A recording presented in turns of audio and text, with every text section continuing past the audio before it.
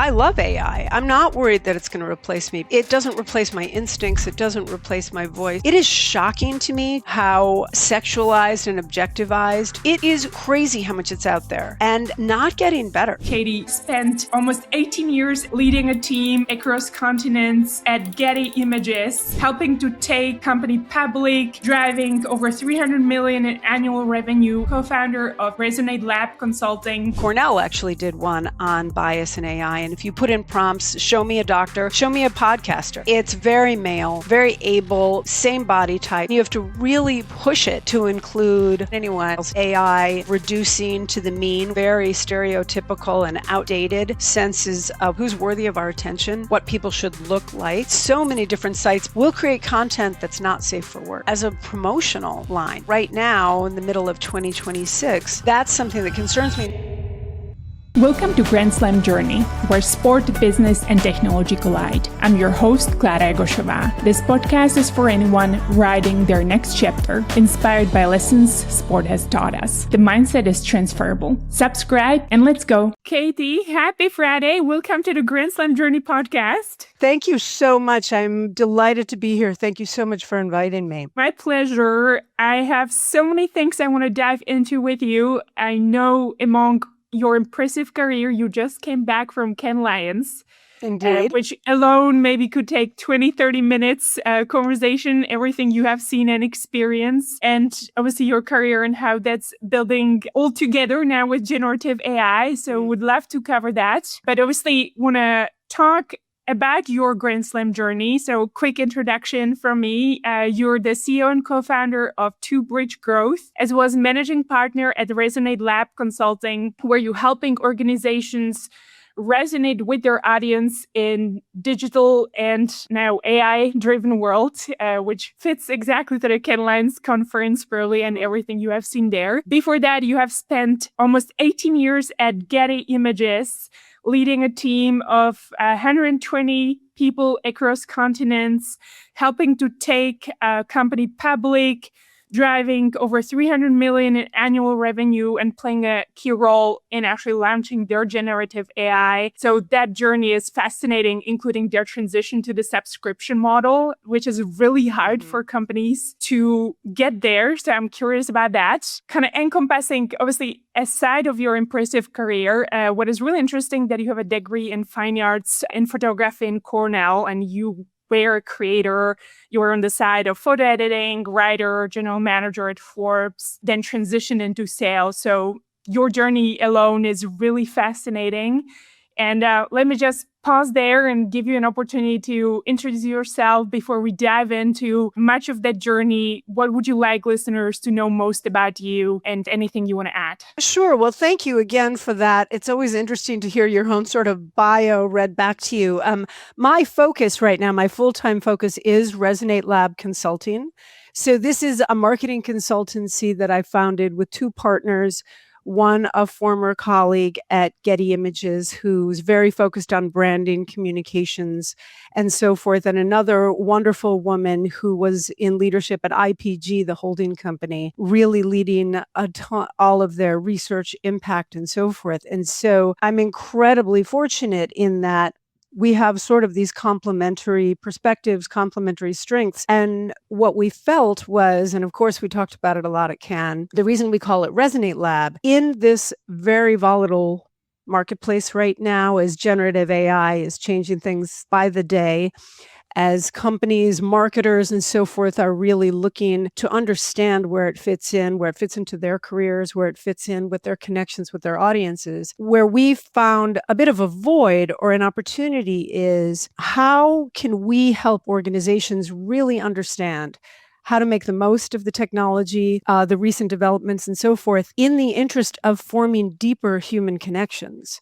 Really leaving human insights at the center of all of this and not using it to replace connections, right? And we'll get into it a bit, but in a world where you have agents, searching agents, talking to agents, so much of, or even synthetic research, there's so much of the process and activity that goes on without humans involved at all. For certain marketing initiatives where you're going very broad, where you just want to sort of get to certain eyeballs and so forth, it's appropriate, that works. But if you're trying to really resonate with your growth audience, if you're trying to build deeper connections and more loyalty in a world that is changing so quickly and where behaviors are changing at an incredibly rapid pace, then you need to be really intentional about when you use technology, how you ground it all in human insights and so forth.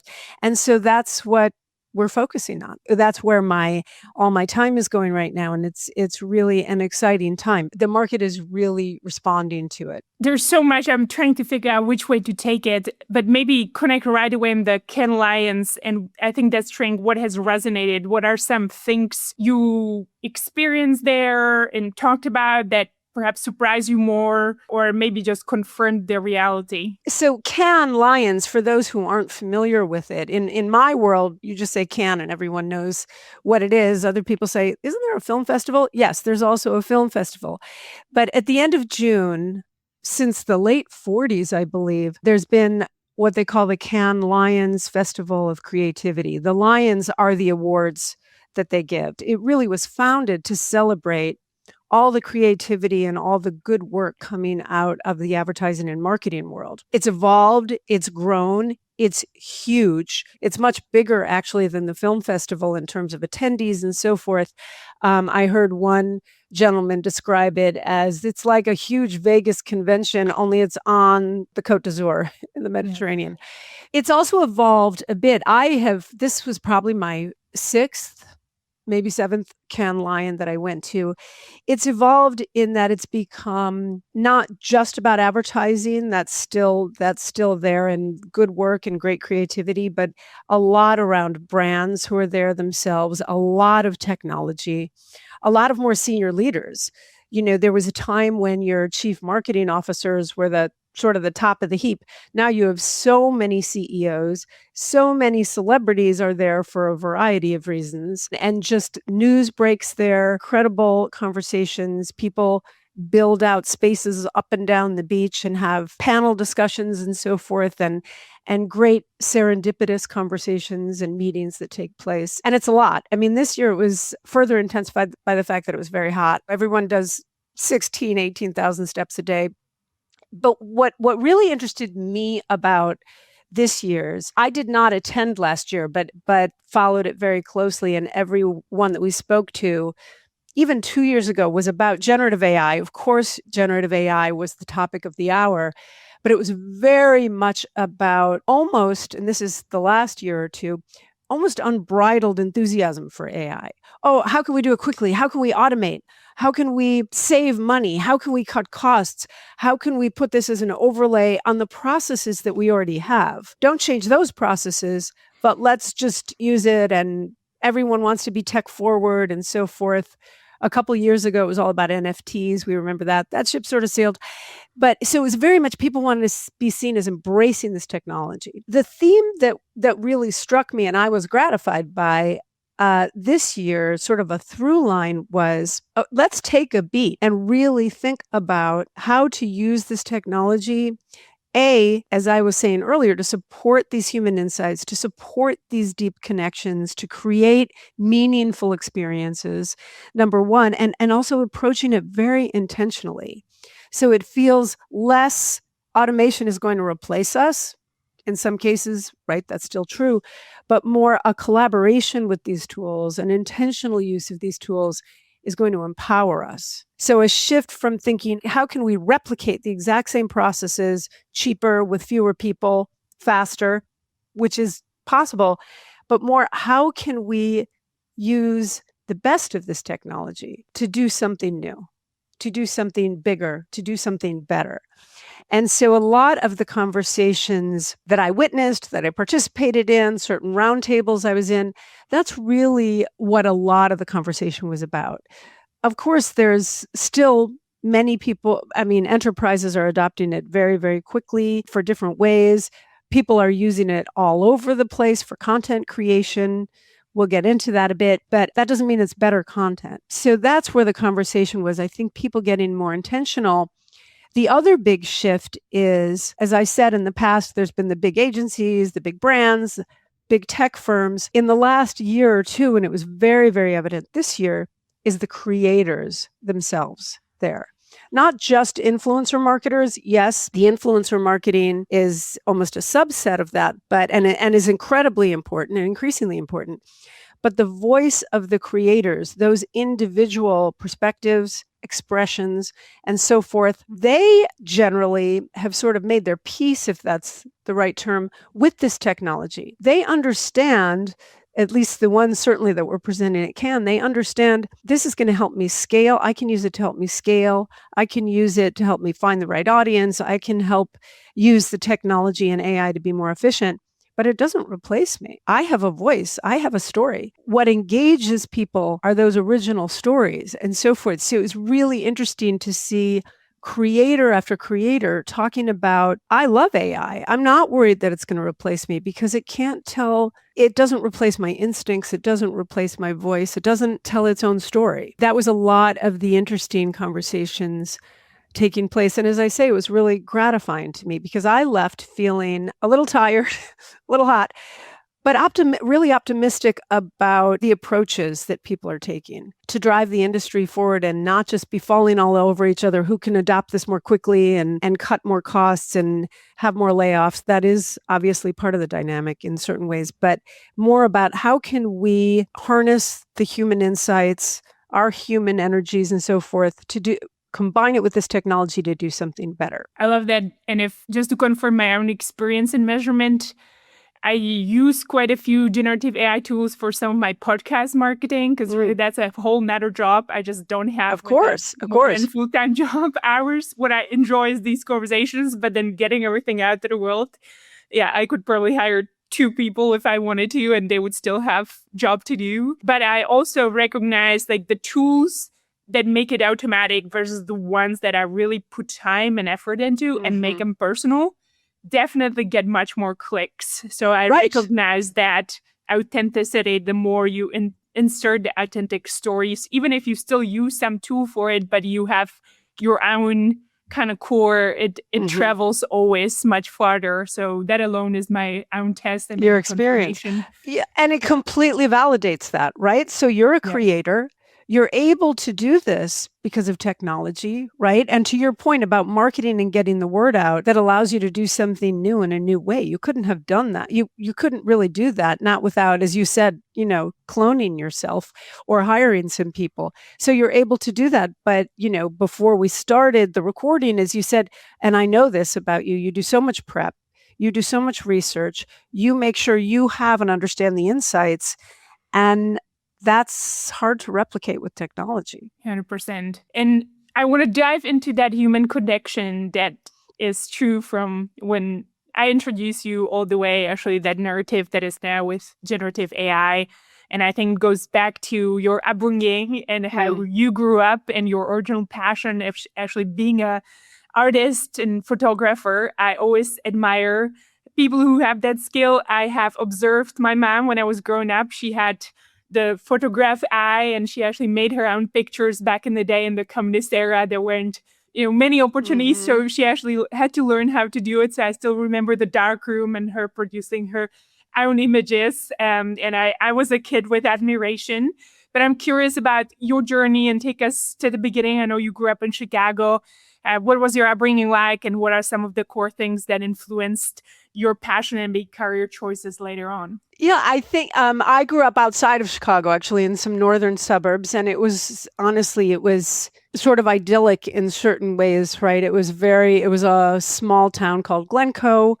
We all knew each other. You knew the shopkeepers by their first name and so forth. And it was a great place, certainly, to grow up. My parents, I'm one of 5 kids. I'm the 4th. So we all sort of had a footprint there, and my parents were very, very involved in the community. I think, I'm sure you see this in your conversations, people become the product, certainly, of their parents in 2 different ways. So my mother was, and still is, incredibly creative. I mean, I'm sure as we're talking, she's knitting, she's sewing, she had 5 kids, she made all her clothes, she would paint her own note cards to send out for thank yous. So it was very, very much a part of that upbringing and that creativity. Even as a kid, it was something that energized me.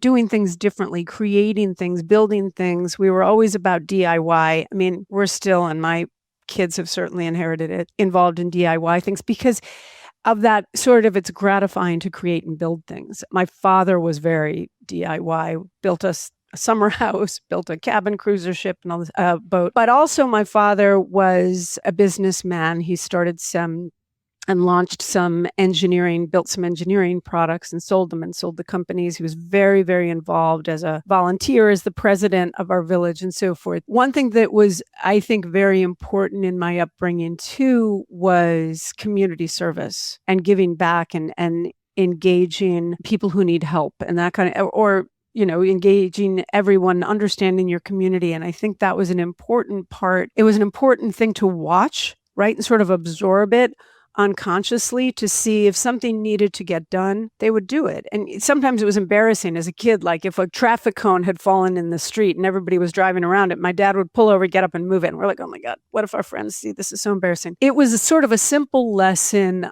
of if something needs to be done, I don't know what you're waiting around for. Somebody else has to do it, right? And so that I think was helpful. So those sort of two strings, the creativity, being engaged in the community, being so supportive from my mom, and then also really being results driven and driving things in leadership, again, engaged in the community from my dad. I think, obviously, like any kid, absorbed both those strings. When I went to college, as I said, I went to Cornell. I had a degree in fine arts, not the most marketable degree ever.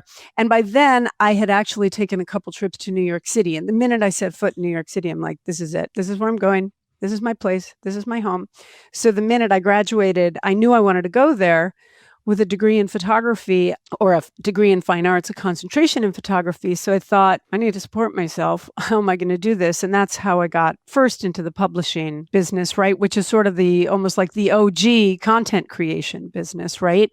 Where it was all about telling stories, factual stories, right? But it was all about how to position it, how to create content to engage an audience, how to distill a larger topic down to digestible topic, combining words and text and so forth. At that point, it wasn't as much video. That's how it sort of all came together. I love that transition. I do want to dive into your Cornell experience because I read an article and how you talk about the critique culture, which to me, obviously not being an artist, it is very much in athletics. Like in athletics, you cannot hide. I had coaches that would point out where the toe in my shoe, like she could almost see things that obviously I wasn't even aware.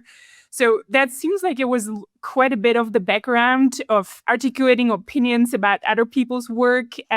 Share a little bit more about that and how maybe that shaped you in even the later stages at Forbes to help you be successful.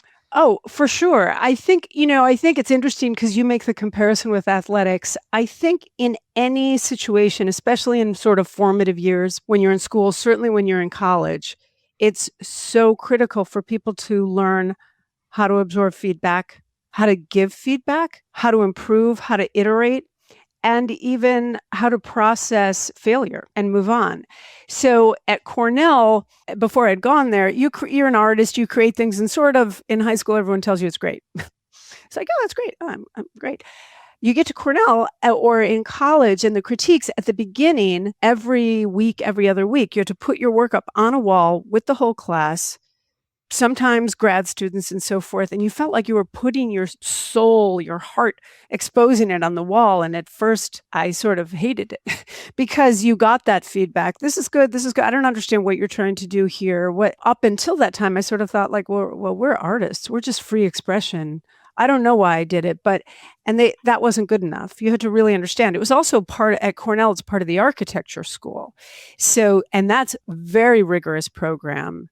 And so it was very much that same DNA to be able to speak and articulate it. What I realized over the course of those 4 years, I got to the point where I really looked forward to the critiques, not so much everybody telling me where I was failing or falling short, but you had to understand how to receive that and process it. But what I realized is where my passion was talking about other people's work. And I feel fortunate that I discovered it at Cornell because I loved getting up there and being able to articulate for other people draw out from them what they were trying to achieve, make suggestions on how to improve, being diplomatic, being, again, articulate. I mean, similar with sports, I think there are sometimes physical or subjective themes that you're trying to put into an objective language that's understandable, and it can be hard. And you really have to work at it. And so, again, by the time I left Cornell, yes, I had the degree and I could be more of a practitioner and so forth. But what I did realize is my passion isn't doing this myself. My passion is to help other people do it and to facilitate that. And so certainly in terms of visual content specifically, it helped me get my first job, managed through the publishing industry. And then when I got to Getty, I know we're jumping ahead a bit, but that was the foundation of my job. Talking about visual content, being able to not just articulate what makes something so unique, so powerful, but building a value around it and building a business around it. It was, in retrospect, at the time, did I understand how valuable that would be? Definitely, or probably not. But in retrospect, it was really critical to be able to be comfortable translating what were subjective themes or topics into a really objective value. I love that even observation that you had early on, which is what you enjoy, but there's almost like this journey alone, obviously, you being a creator and trying to find unique ways to showcase stories in what you see in the world. That's always I admire about artists, that recognizing you love and enjoy it and maybe enjoy even more helping others achieve that success, which you honed that skill at Forbes, where you worked actually for 8 years. I want to maybe dive a little bit into that, even curious about the American Heritage Division that you were part of as we record this on 4th of July. And then really stepping into the business side at Getty, but probably building on all of that artistic expertise.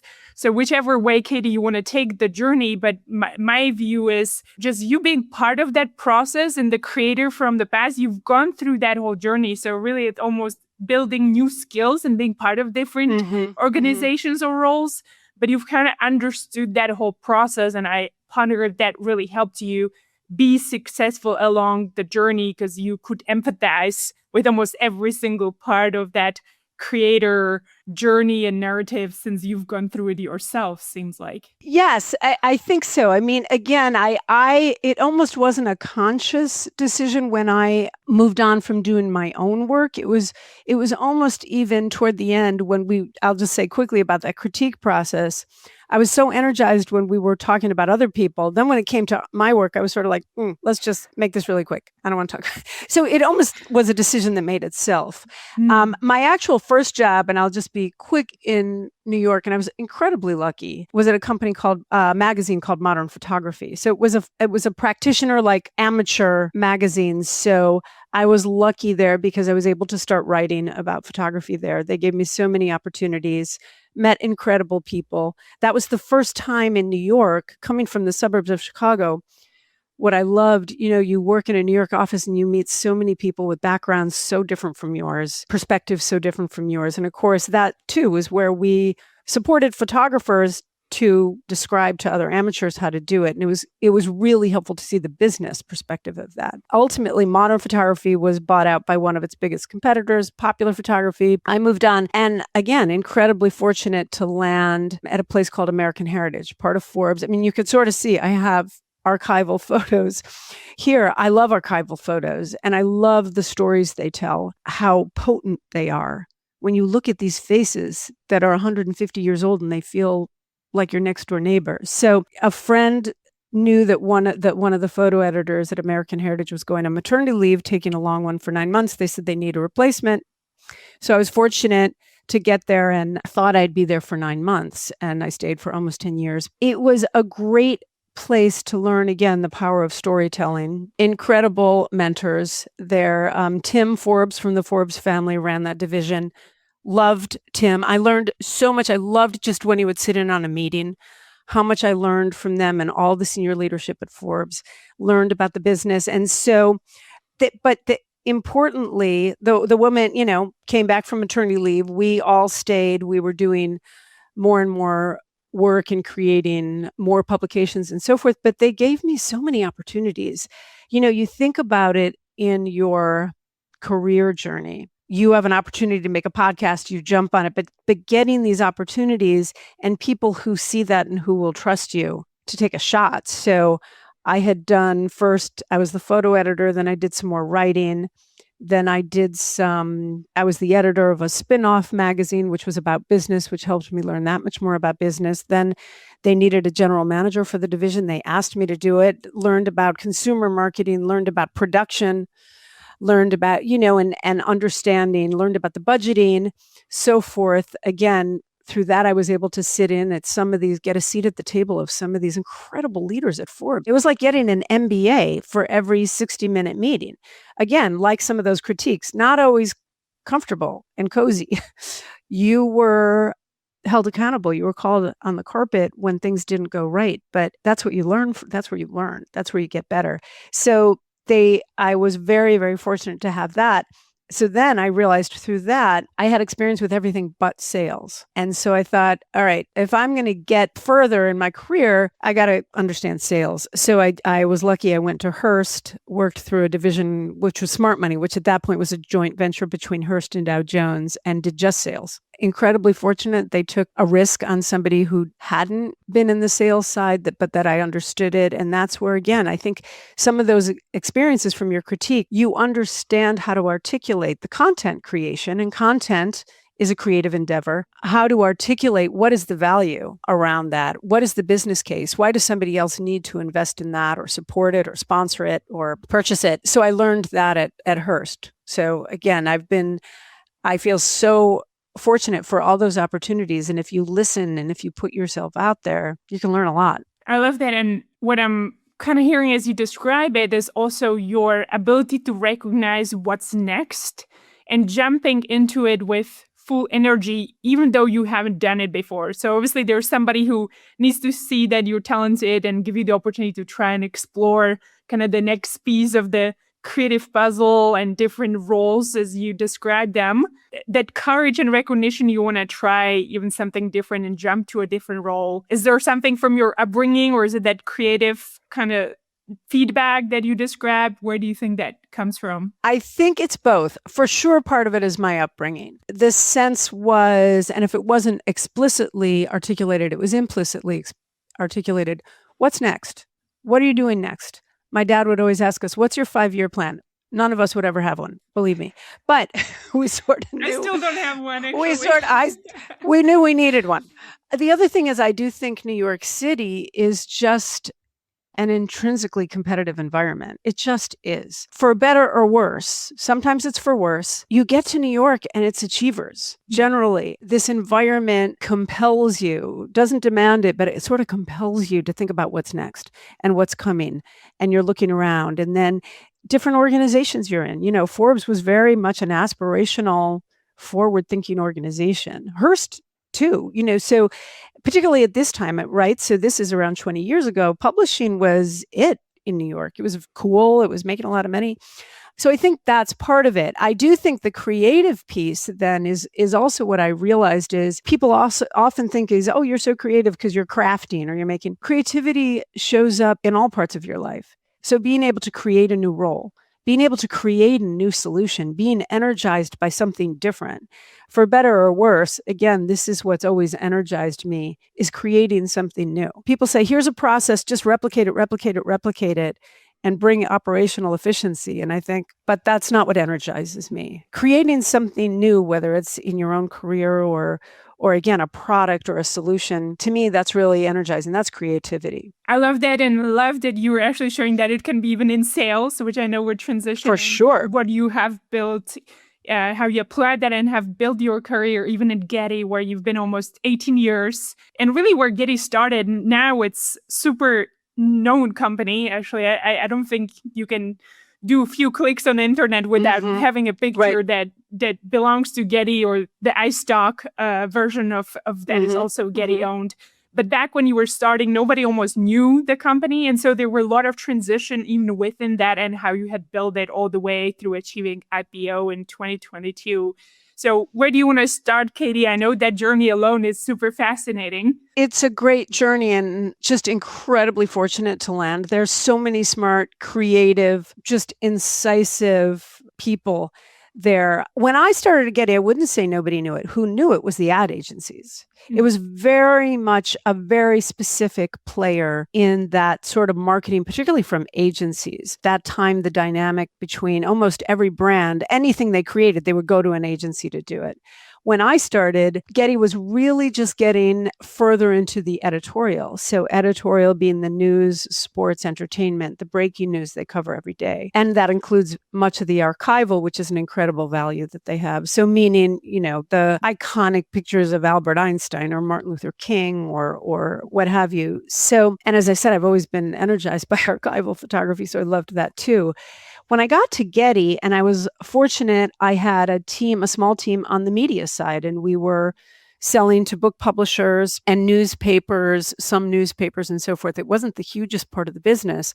And AP and Reuters were the big. I mean, AP, everyone was like, you have to have AP, full stop. It was like, that was your utility, turning on electricity practically.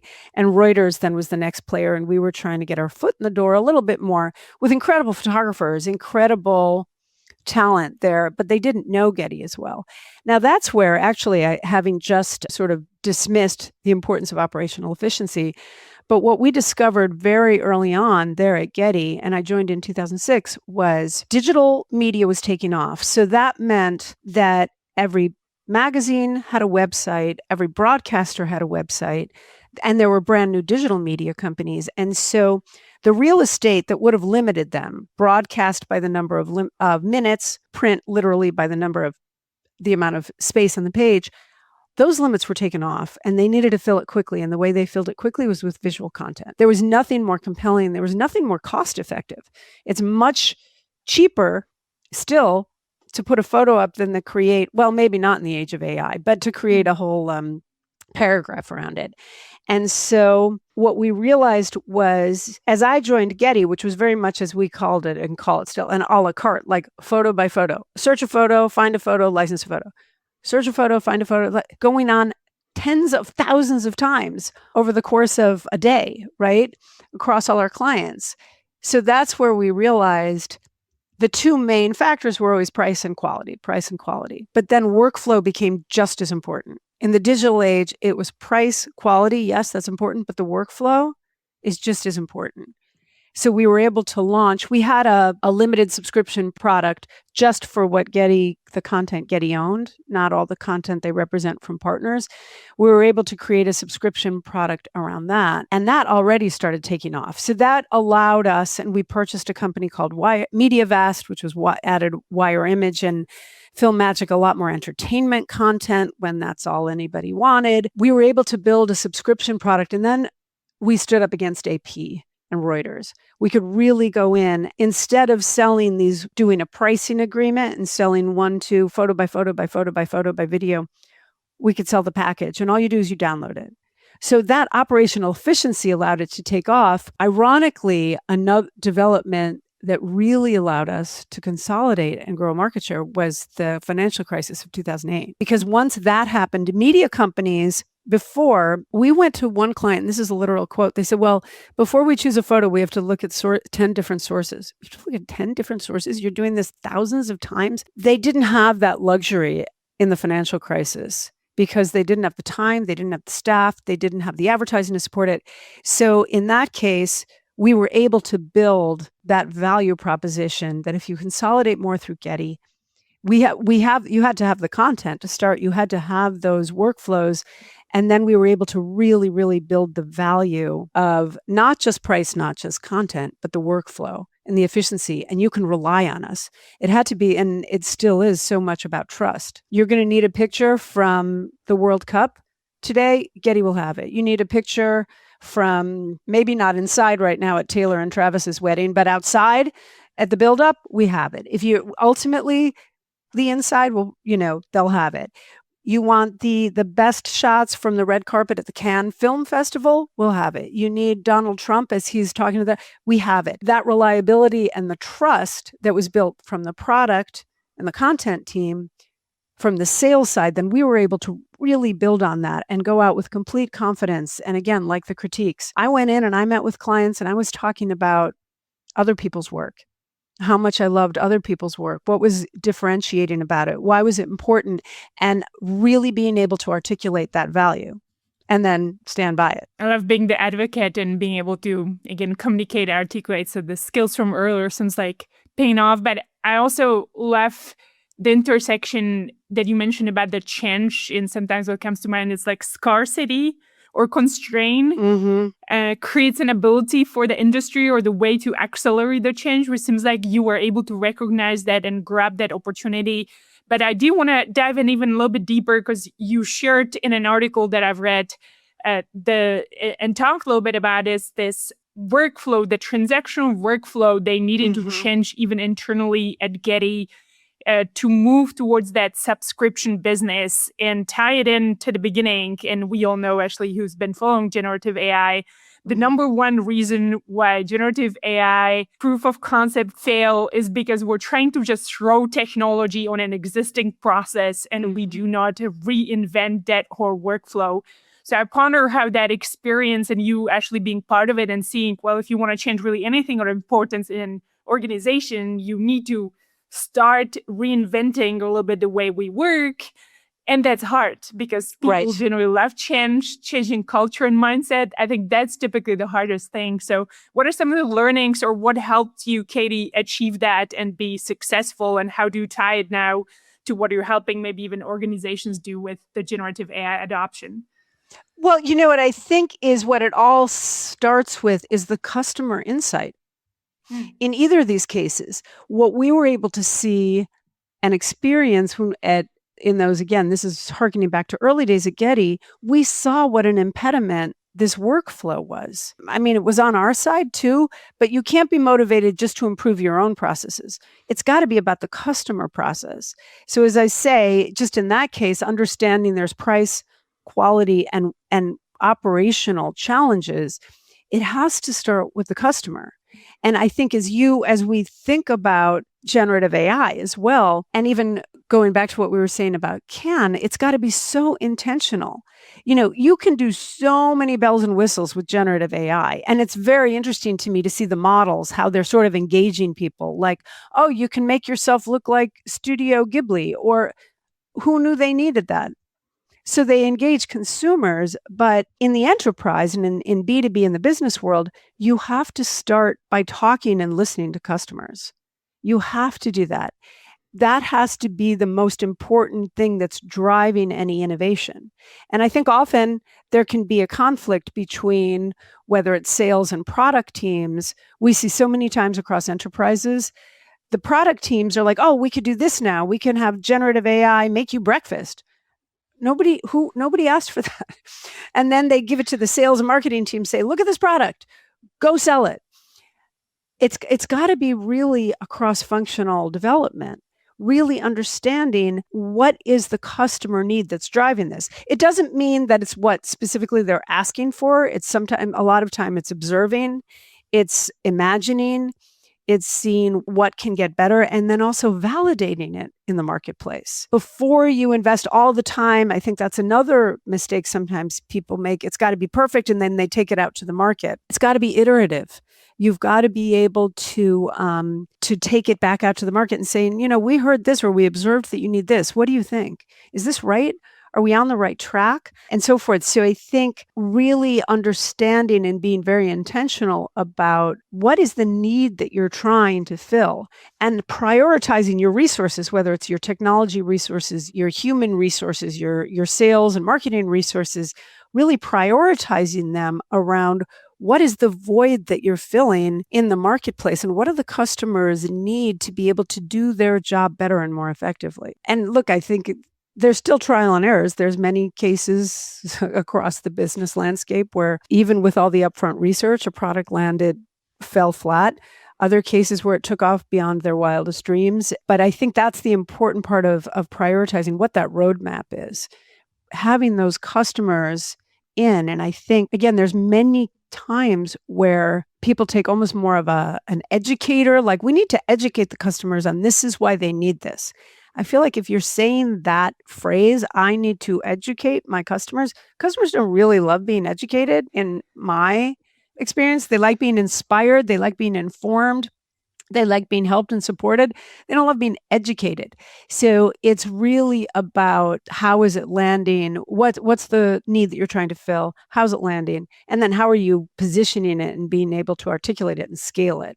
So I think that in this world of generative AI, and we do see a number of places, as I said earlier, either they're using it to do the exact same process with fewer people or fewer resources, or they're developing products that it's like, how cool is it that we could do that? That's cool. No one needs that right now, or not enough people need it. Keeping the customer at the center of that development cycle all the time, being willing, put yourself out there and be proven wrong, and really hearing the feedback, really like hearing that feedback. It's very hard when you fall in love with your own ideas and your own assumptions. It's easy to be like, oh, yeah, well, that was just two people who said that. They don't matter. Or, yeah, but I think if we slice the data a different way, it's validating what I said. Maybe, but you've got to be really open to that feedback. I mean, that what comes to life is having the hard conversation, and sometimes accepting what you're actually building is useless because that's what the customers want. Right. And also what I'm almost hearing from what you described, it seems like the need to more and more perhaps become, have these conversations with the AI and generative products and features, even across the leadership. Kind of what I've sort of been hearing you describe, how it needs to all condense and be connected from like sales, marketing, product management, engineering. Mm-hmm. So the more you can probably connect that through line and even eliminate the silos to a degree. I think every organization I have worked on or worked with to some degree have silos, but the more perhaps you can shrink them and make it more seamless to hand over, I feel like is becoming more important now with the generative AI trend than even before. And I've almost heard that tone through you describing the examples. Would you agree, even from your practical experience of releasing products in Getty? Yeah, I completely agree. I mean, it's so interesting because at Getty, the sales side worked very closely with the marketing side. And to me, that's, it's just a yin and yang that it seems completely intuitive. After leaving Getty and talking to and working with more organizations, I discovered that's not always the case, which just right there really surprised me. You cannot have sales and marketing not joined at the hip. Doesn't mean you have to do the exact same things, but you've got to have a really good relationship. But more to the point with AI, I think there are still so many organizations, enterprise organizations, that assume, well, AI, that's an IT function. What we do with AI is IT. So we'll have our IT people deal with it, manage training, manage whatever, and they'll make all the decisions, and then we'll roll it out across the organization.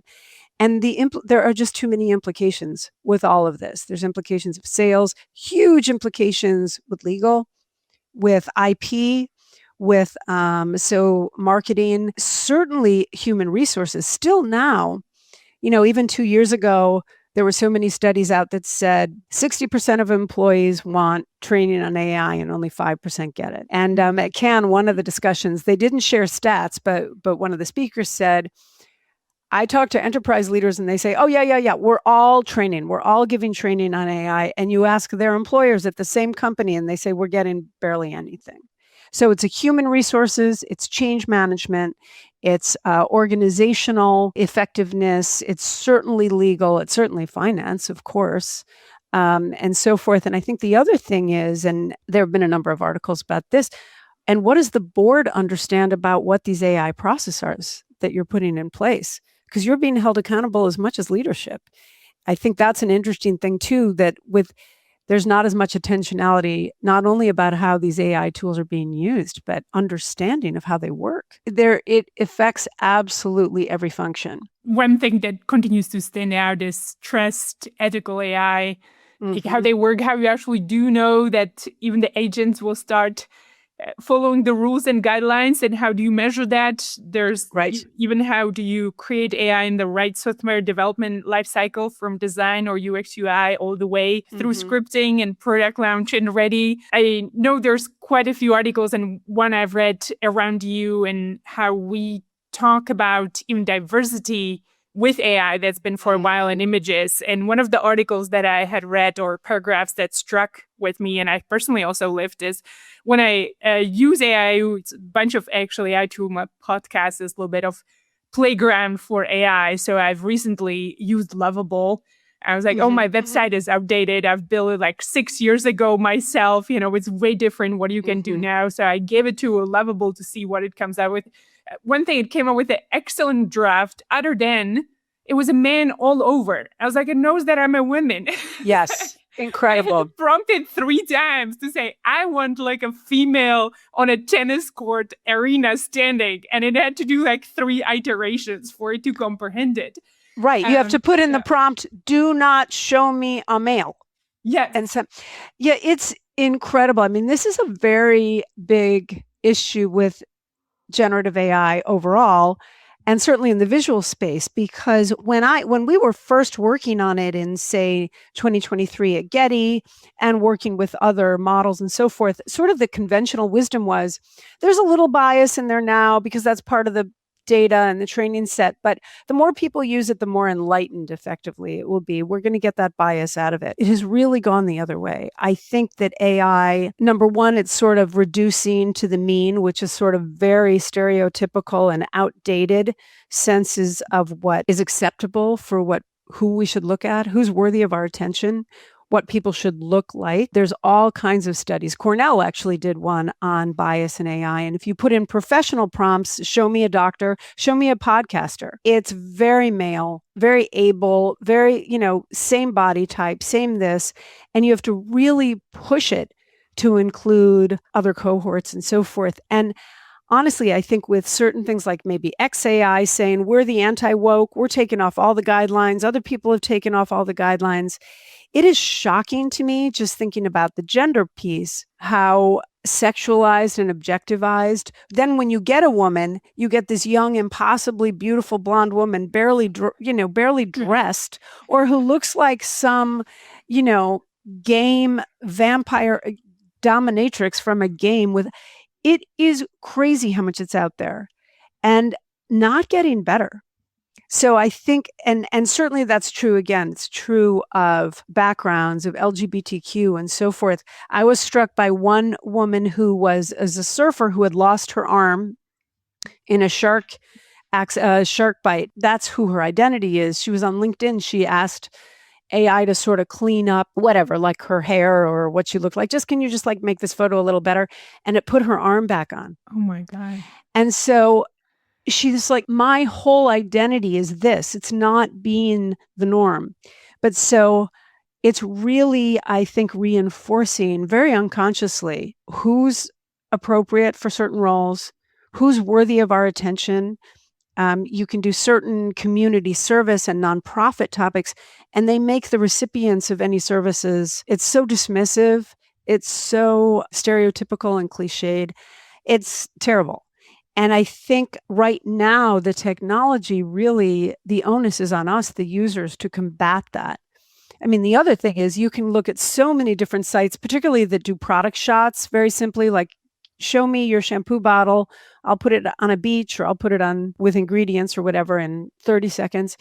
But a lot of them say, we'll create content that's not safe for work as a promotional line. Right now, in the middle of 2026, that's something that concerns me. And again, that's just the visual manifestation of it. If you ask them to show someone who's worthy of a mortgage, it looks one way. But then how, if you're not looking at that visual manifestation, is the AI kicking that person out as a mortgage applicant and that sort of thing? So it's the visual. Yes, we see it in visual content, but it doesn't exist only in visual content with these tools.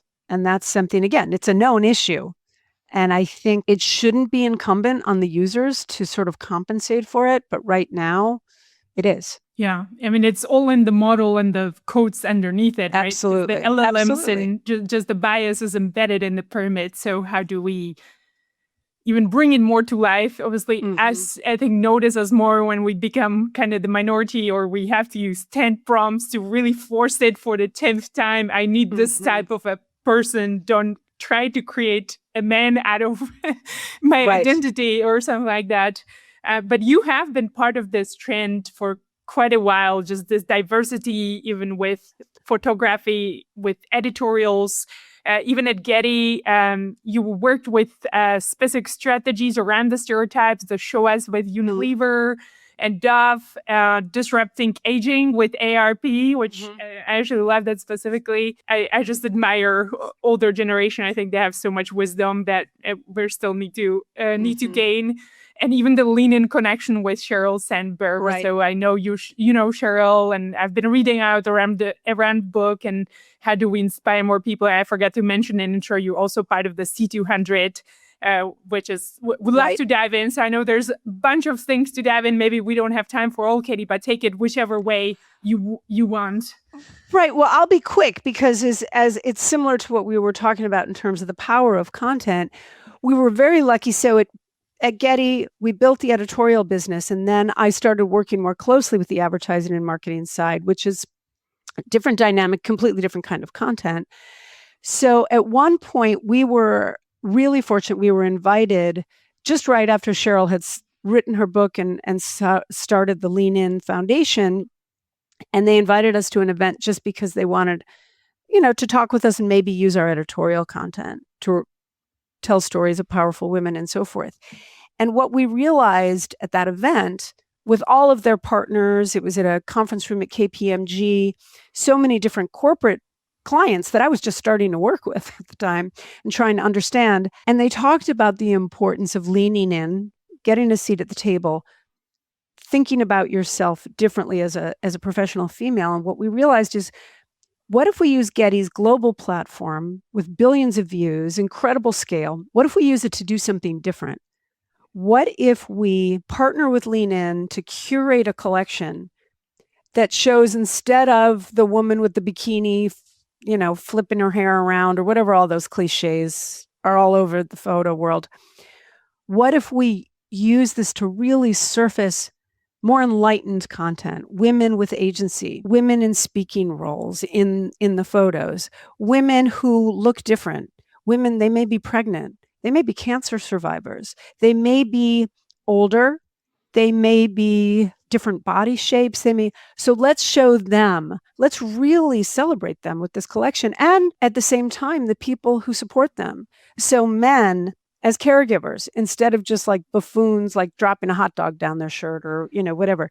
So showing men as fulfilled caregivers, and then showing girls, young girls of all shapes and sizes, engaging with technology, being strong, powerful athletes and so forth. So that was the first time we created the Lean In collection. It was just a ragtag small group of us working on this with the Lean In group, and thought, let's see how it goes. Let's launch it. Sheryl very generously wrote a piece about it, I think, for the New York Times. And it took off because this is what the customers wanted. There was such an appetite, this more authentic solution. And again, as many people in Sheryl's, if you can see it, you can be it. So how powerful is it to literally repicture what professional women and their supporting families look like. And so, and we gave a portion of the licensing fee back to Lean In to help support that cause. So that was a really successful initiative. And it showed a few things. I mean, certainly it showed that the marketplace was really ready for something different. It showed that Getty's incredibly powerful global platform can be used to change the visual narrative, not just reflect it, but drive it. And so, of course, after that, then everyone was coming to us for, let's do something about whatever, all kinds of different topics. Redhead, we were very specific about who we wanted to partner with. Show Us was a collection built with Unilever, and that was very specifically to combat beauty stereotypes all over the world. And it was their idea, or their agency, very smart, to make sure it was all female or female identifying photographers, and that they would do their own keywords, which was brilliant. You discover things by keywords, but it was a third party that would have an older person and be like, senior. And instead they would keyword themselves and say, powerful, badass. Badass was this keyword that kept coming up. We had to add it in to the lexicon. So that was great. We did the similar one with ARP. Same to you. The visual stereotypes around anyone, once you hit like 51, that was really powerful. We worked with GLAAD to come up with guidelines around what are the authentic and appropriate depictions of the LGBTQ community, because GLAAD had done research to discover that where brands were afraid to use LGBTQ, this is a few years ago, it was because they were afraid they'd get it wrong. So we worked with them to create some guidelines and did some similar ones. So that was something that was really, really gratifying in terms of how to use Getty's, all their attributes. And of course, they're incredible creative teams creating the content, curating the content, surfacing it on the website and so forth to repicture all these different groups and drive that visual narrative forward. I mean, what's interesting now to sort of come full circle is that power of repicturing things and changing the visual narrative is now sort of being splintered into all the individual creators. That dynamic was out there, and now they're telling their own stories. They're telling their own truths, not to sound cliched, and they're telling their own true stories.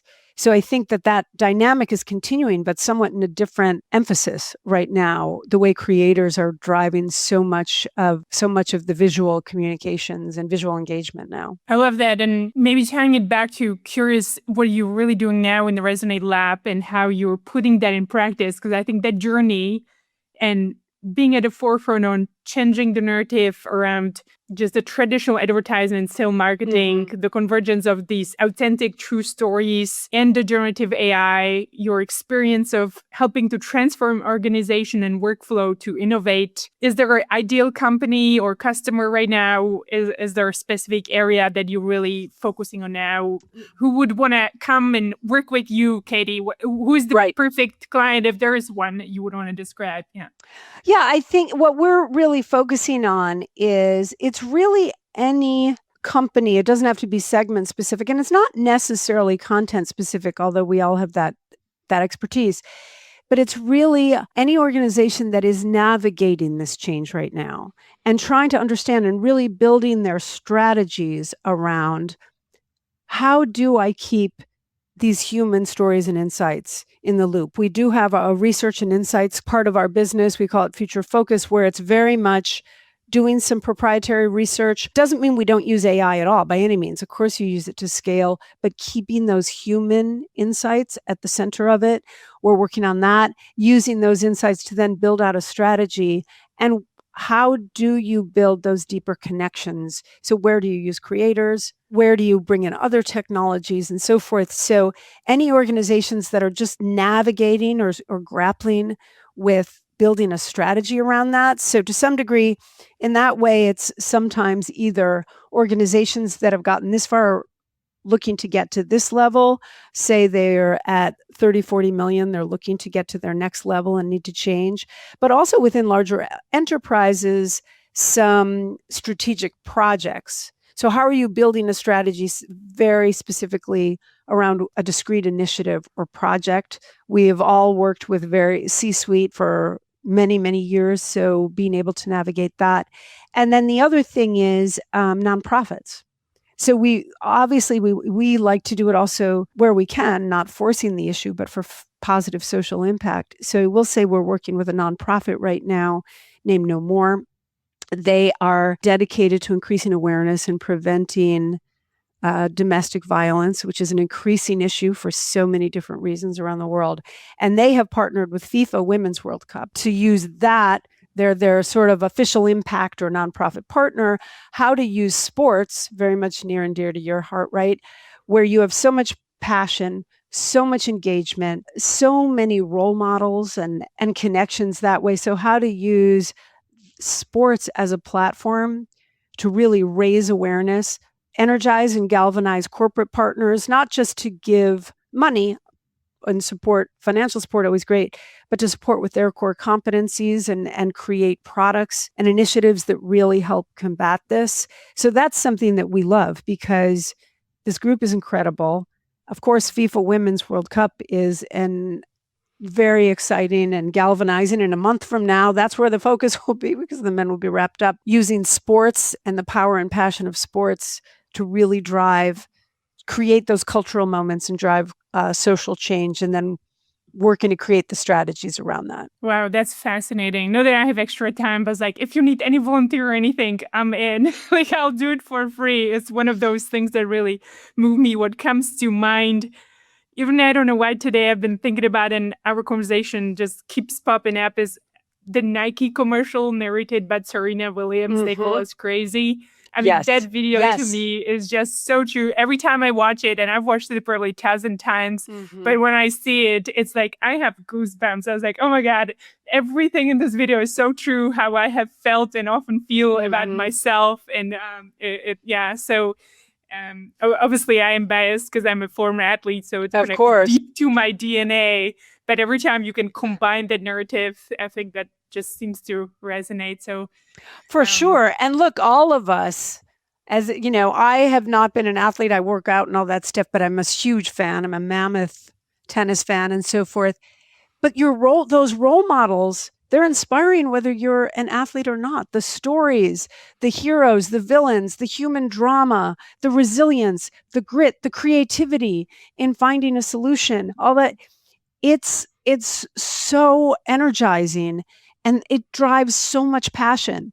And so being able to engage that passion and you know, certainly it creates a sense of agency and belief. I mean, right? You see that through line in sports, the power of belief.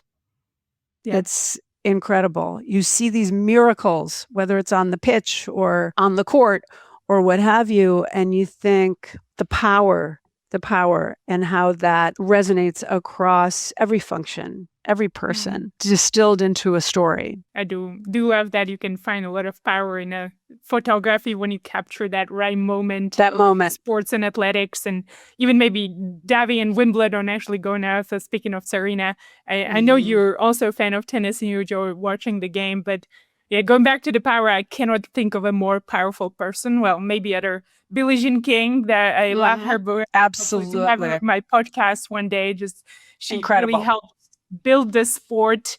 And tennis, I'm privileged, maybe is one of the most equal sports when it comes to equal pay for men and women versus thanks to Billie Jean. Thanks to Billie Jean. Right. And then obviously even the Williams sisters. So Serena just coming back at 44 years, have not played a tournament, a match for 4 years now with 2 kids, obviously busy life because she has a VC, she's an entrepreneur, and still having the courage to go back on the court and compete.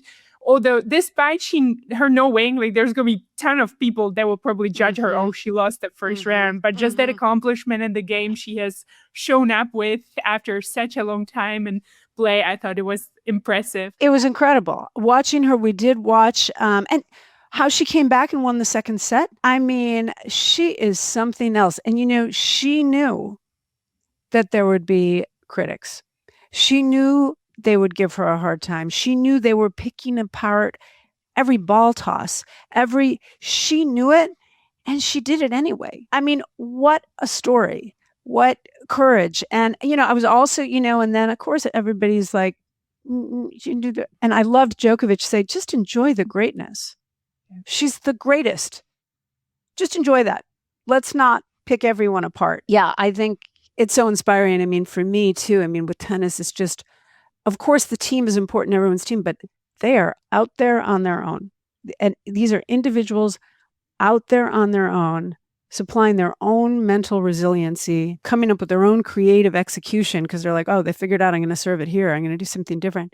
It's really impressive. It's really inspiring. Thank you. I think in that sense it compares, because one thing that drove me to tennis, there's nothing to hide behind. You're there by yourself and you win or lose only because you're great or you suck that day. Eventually the opponent was better in some way or another. So it's fully, you're stripped off. There's 100% complete transparency. What you see is what you get.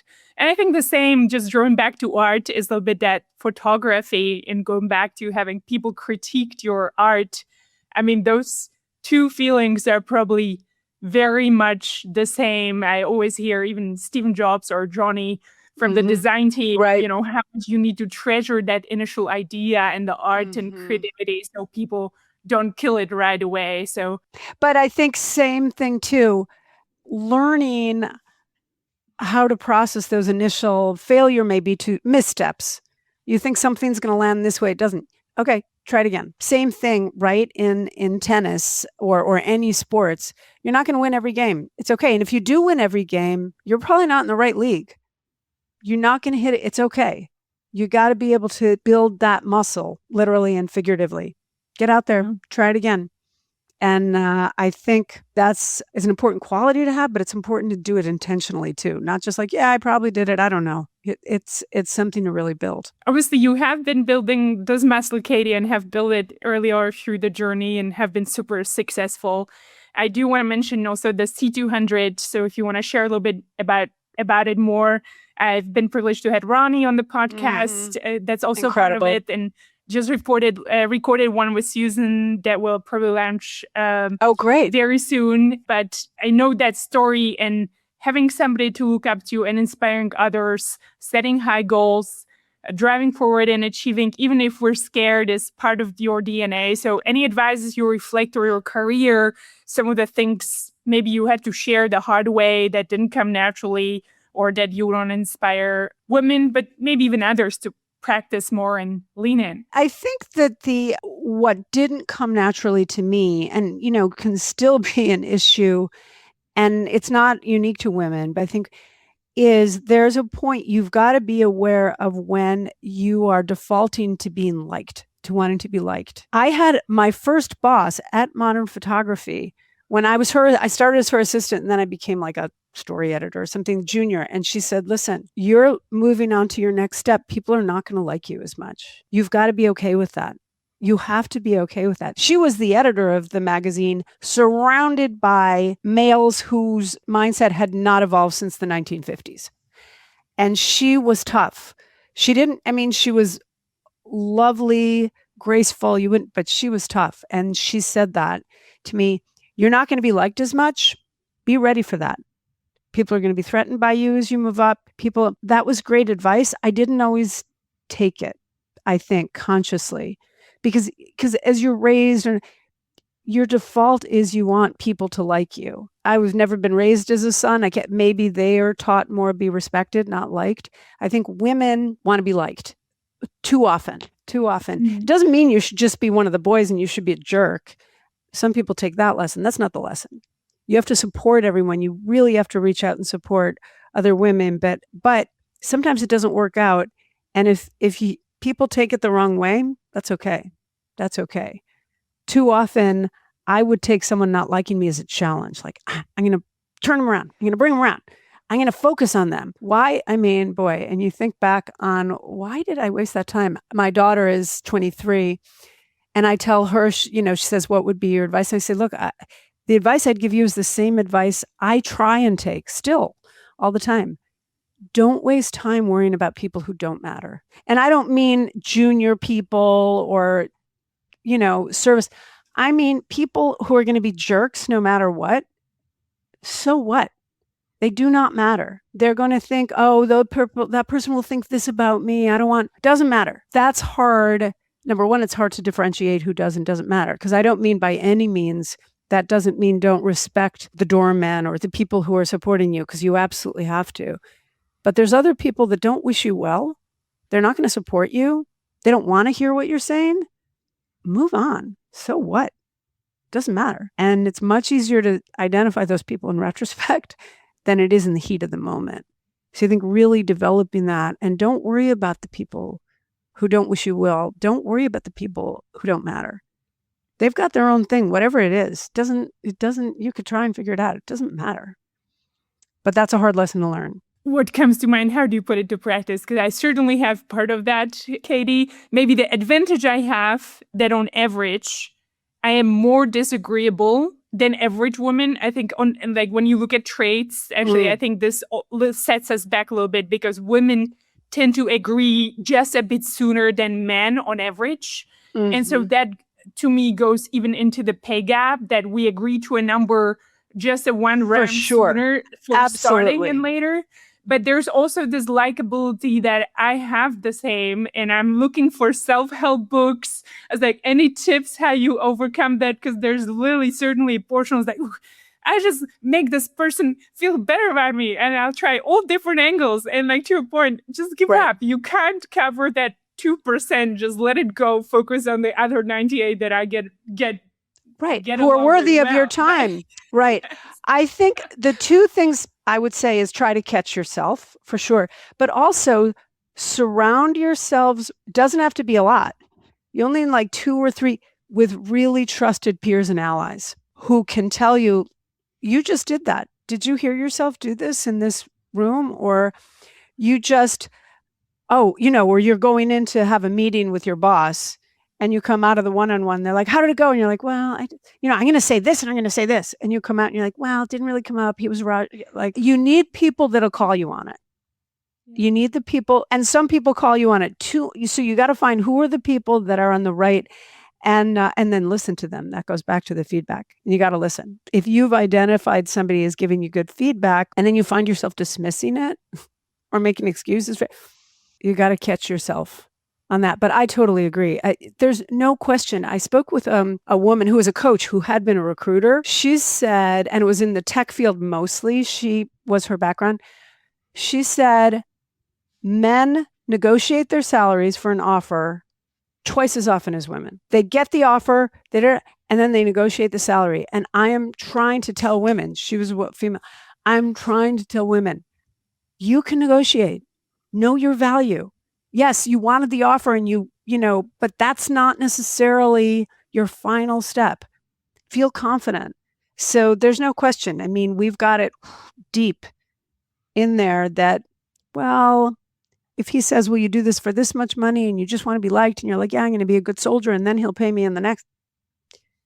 Yeah, we do that much more than men. One more thing that comes to mind is you mentioned that going back to the disagreement, and this can be a hard question, so feel free to not take it if you don't want to, but my observation is probably 90% of the time I work with men. There's much, even through my career, I've always been more in male-dominated industries and organizations.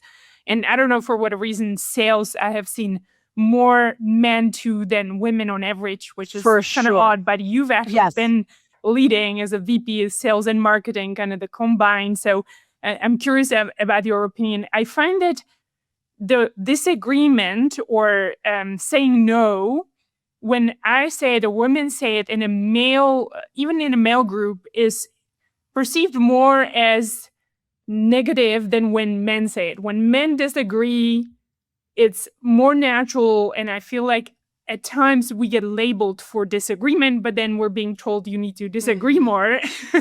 I don't know if you've experienced it, or if there is a way to disagree as a woman in a high environment, or do you find it the same? People just have to get used to that. I think it depends on the forum for sure. In sales, I didn't even realize until I joined a number of sales groups. They said, oh, it's unusual to have a woman. And certainly, listen, the photography industry has deep roots in misogyny, right? So, and I often was the only woman at the table. I think you've got to be really aware of your forum. I do think no matter whether you're a man or a woman, there's different ways to say no, right? You can sort of be a jerk, or you can sort of turn it around. Ideally, that's what you want to be like, not really, but what about this? You want to really listen. I think what does not work effectively almost always is being defensive and being accusatory. I think what can happen, and we had a female CEO by the name of Dawn Airy at Getty for a while. Incredible. She's amazing. What we learned from Dawn, what you can diffuse with humor, and you got to tread lightly. But I think sometimes humor, doesn't have to be cynical or dismissive, but you can add some humor into that. And I think just like, hey, I know you thought this was a great idea, but what about, I can't even give specific examples off the top of my head, but I think that does two things. It shows I'm not scared of you. I'm even, you're not dismissing them, but you're like, yeah, I can make jokes about this. I understand where you're coming from. I hear what you're saying. It's probably because of this. We're not going to do it that way, but I'll come back to you. I think if you can diffuse a little bit with humor, it takes that edge off. it doesn't mean you're like, I hear what you're saying, but, like you want to do a little humor and like, oh yeah, no, I could see you're probably saying that because this and this and this. And maybe if this were the case, that would be a good idea. That's not the case. So let me do some thinking about it. And also, so you diffuse it and then take it and be like, you know what? But I hear what you're saying. I'm going to think about it a little bit and get back to you because now you own that. You didn't just say no, even if they're ridiculous ideas. I mean, we've all been in that position where people, ridiculous ideas, just say no. You say, but I think if you can say, that's not the way I've experienced it, that's certainly many, many, many times I said, that's not what I'm hearing from the customers. I'd love to see your data because that's just not my experience. So let's figure it out. I think there's a lot, and to clients, say no, you say no all the time, but you don't want to say no. You want to be like, sort of a no. I had one woman that worked for me. It was great. She said, I have never seen anyone say so many things anti to what the clients say. And I don't think they understood until you hung up the phone that you told them no. So I think, not to make it too complicated, but I think you don't want to go head on. Sometimes men do. And sometimes I've been, where things get contentious, even internally at a meeting. Why is that helping? Maybe sometimes it is, but generally I don't think it helps. You want to be able to sort of diffuse it. You can still say no. What I don't think works is trying to be one of the boys. As I said, so often women get the lesson that he's a jerk, so I'm going to be a jerk. Maybe if you authentically feel that way, but certainly trying to like copy their behavior by being a jerk and not being authentic, it's not going to work. It's not going to work. It may work once or twice, but over time it won't. I agree. Well, Katie, I've been using you for my own personal tips. I think I struggle with. So thank you. Well, move on. Yeah. Go ahead. I have a few closing questions, maybe to move on that note. Before we do anything else you want to share about C200, I know you're passionate about diversity, obviously helping leaders advance in their career. Yeah, I'll say about C200 briefly, and I'm sure, Ronnie spoke about it. I listened to your conversation with her and probably Susan. I think, we're lucky. It's a small group, relatively small, 300-400, almost 500 group of professional women that combines entrepreneurs, corporate leaders, and so forth, and also some nonprofit to really pull together and sort of have discussions like we've had. Number one, it's to support each other. It's sharing ideas. You can share struggles you're having. It's incredible context. I mean, these women every single story is so inspiring. What they have been through, they started it in 1984. So the people who have really blazed the trail for others to follow, it's an incredible group. And I am genuinely very proud to be part of it. And you meet people like Ronnie, who connected you and me. I think they're not just their resumes, right? And that's what I love about C200. You have the conversations, you get together, and you understand those stories behind the resumes, the struggles, the triumphs, and so forth. And it's a wonderful group. I love that. And maybe one day I'll qualify to be part of it. I know there's very rigorous process to join, so that's on my list in the future. Talking about maybe even creativity and drive, I'm curious, what do you do to recharge? I know your whole family is in arts, and you mentioned do-it-yourself project. Yeah, anything else that you enjoy doing when you're not working? Yeah, I think that's a lot of it. Anything to recharge. Anytime I spend time with my kids, my family, even if we're just getting breakfast or something, I love it. Sharing crazy creative ideas on Instagram, constantly coming up with ideas. And also I'm in New York. And so fortunately, we're surrounded by so much incredible cultural inspiration all the time. We're at museums all the time, at concerts and so forth, free membership, etc. You can surround yourself. So that's really lucky. Great sports town, especially this summer. But I think what I particularly love about museums, and I talked about sort of archival and had worked at history, it gives you perspective. It gives you so much perspective. You think you're in the thick of it, whether it's your own personal struggle, whether it's the current in certain environments, certain political things. You get perspective on things change, things move on. You got to move forward and stay positive. So New York City, I love the energy, even when it's almost 100 degrees out like today. And there's always something new to learn, something new to experience. So if I need to recharge, I actually get out there. Walk the streets. Yeah, get out of my own head. Well, actually, on that note, I'll be in New York. I just realized I booked my flights yesterday, next week. So if you have time for coffee, I would love to. Absolutely. Yes, and I'll be here connect. next So week. I'll send I in would an love that. email and find I would love that. time. And on that note, there's lots going on in the world. We talked about AI, generative AI, people in organizations finding their way about embracing them, but there's also a ton around that. Whichever way you want to take this, what would you want to inspire people to be doing more of or less of? I think you want to inspire people to be moving forward and focusing on the positive. There are so many things going on. Some people see it as positive or negative. There's many, many things going on externally that certainly I see as negative, or others could. Be the person that addresses it, and do it without judgment is the other thing. Everybody's judging everybody, back to Serena or whatever. Everyone finds their own way. You got to believe things can get better and believe you can help make it better, and then go do it. Stay focused on it. There's incredible people out there. Incredible things come from human connections. Focus on that. I love that. And bringing out the human connection and the stories to life. Right. That's definitely been core of who you are and part of your career. And you've been helping people achieve that.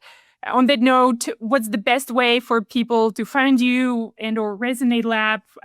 How can they follow you? Yeah, what's the best way to reach out? Always LinkedIn. The profile's Katie Calhoun.